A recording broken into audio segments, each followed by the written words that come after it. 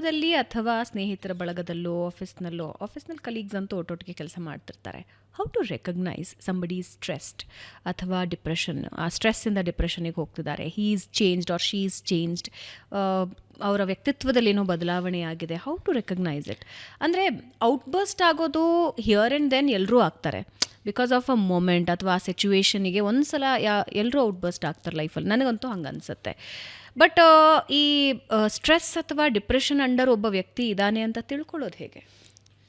ಅದು ಆ್ಯಕ್ಚುಲಿ ನಾವು ಅನ್ಕೋತೀವಿ ಅವ್ರಿಗೂ ಯಾರಿಗೂ ಗೊತ್ತಿಲ್ಲ ಅಂತ. ಬಟ್ ನಾವು ಮೆಂಟಲಿ ಸ್ವಲ್ಪ ಅನ್ಸ್ಟೇಬಲ್ ಇದ್ದರೆ ಅದು ಡೈರೆಕ್ಟ್ಲಿ ಆರ್ ಇಂಡೈರೆಕ್ಟ್ಲಿ ಎಲ್ಲರಿಗೂ ಗೊತ್ತಾಗತ್ತೆ. ಅದು ಅಂದರೆ ಅದು ಮುಚ್ಚಿಡೋಕ್ಕೆ ಆಗೋಲ್ಲ. ನಮ್ಮ ಬಿಹೇವಿಯರಲ್ಲಿ ಅದು ಡೆಫಿನೆಟ್ಲಿ ರಿಫ್ಲೆಕ್ಟ್ ಆಗೇ ಆಗುತ್ತೆ. ಅಂದರೆ ನೀವು ಫಸ್ಟ್ ಆಫ್ ಆಲ್ ನೀವು ಮೆಂಟಲಿ ಸ್ವಲ್ಪ ಡಿಪ್ರೆಷನಲ್ಲಿ ಅಥವಾ ಸ್ಟ್ರೆಸ್ನಲ್ಲಿದ್ದರೆ ನಿಮಗೆ ಹೆಲ್ದಿ ರಿಲೇಷನ್ಸ್ ಮೇಂಟೈನ್ ಮಾಡೋಕ್ಕಾಗಲ್ಲ first of all. Okay, and ಆಮೇಲೆ ನೀವು ನಿಮ್ಮ ಫಿಸಿಕಲ್ ಹೆಲ್ತೂ ಇಂಪ್ಯಾಕ್ಟ್ ಆಗುತ್ತೆ. ಆ್ಯಂಡ್ ಏನೋ ಅದು that will also reflect in the work productivity ಮೇಲೇನು, ನಾವು ಎಷ್ಟು ಚೆನ್ನಾಗಿ ಕೆಲಸ ಮಾಡ್ತಾಯಿದ್ದೀವಿ ಅದ್ರ ಮೇಲೇನೂ ಇಂಪ್ಯಾಕ್ಟ್ ಆಗೇ ಆಗುತ್ತೆ. ಸೊ ಒಂದಿನ 2 ದಿನ it is not may be ನಾವು ಹೈಡ್ ಮಾಡ್ಬೋದು, ಮ್ಯಾನೇಜ್ ಮಾಡ್ಬೋದು.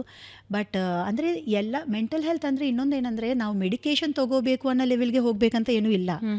ನಾವು ನಮ್ಮ ಒಳಗಡೆನೇ ಕಾನ್ಫ್ಲಿಕ್ಟ್ ಆಗಿದ್ದೀವಿ, ನಾವು ನಮ್ಮ ಜೊತೆನೇ ಚೆನ್ನಾಗಿಲ್ಲ, ನಾವು ಇರೋದು ರೀತಿ ನಮಗೆ ಇಷ್ಟ ಆಗ್ತಾ ಇಲ್ಲ. When that is a mental disturbance, you can consider that. Maybe ಅದು ಇನಿಷಿಯಲ್ ಸ್ಟೇಜ್ ಇರಬಹುದು, ರೈಟ್?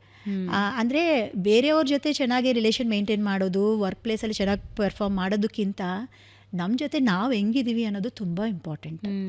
ಸೊ ಬಿಕಾಸ್ ಅದು ದ ವೆರಿ ಅಂದರೆ ನಮಗೆ ಆದಷ್ಟು ಕ್ಲೋಸ್ ಪರ್ಸನ್ ಯಾರಾದರೂ ಇದ್ದಾರೆ ಅಂದರೆ ವರ್ಲ್ಡಲ್ಲಿ ಅದು ನಾವೇ ಮೊದಲು.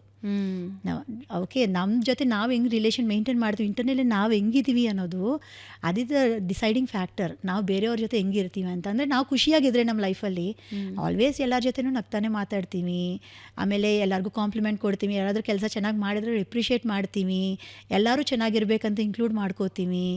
ಬಟ್ ನಮ್ಮ ಲೈಫ್ ನಮಗೆ ಇಷ್ಟ ಆಗ್ತಾ ಇಲ್ಲ ಅಂದರೆ ಅದರ ಇಂಪ್ಯಾಕ್ಟೂ ಬೇರೆಯವ್ರ ಮೇಲೆ ಏನೋ ತೋರಿಸ್ತೀವಿ ನಾವು. ಡೆಫಿನೆಟ್ಲಿ ಇಂಪ್ಯಾಕ್ಟ್ ಆಗುತ್ತೆ. So it is very clear to know that this person isn't keeping good.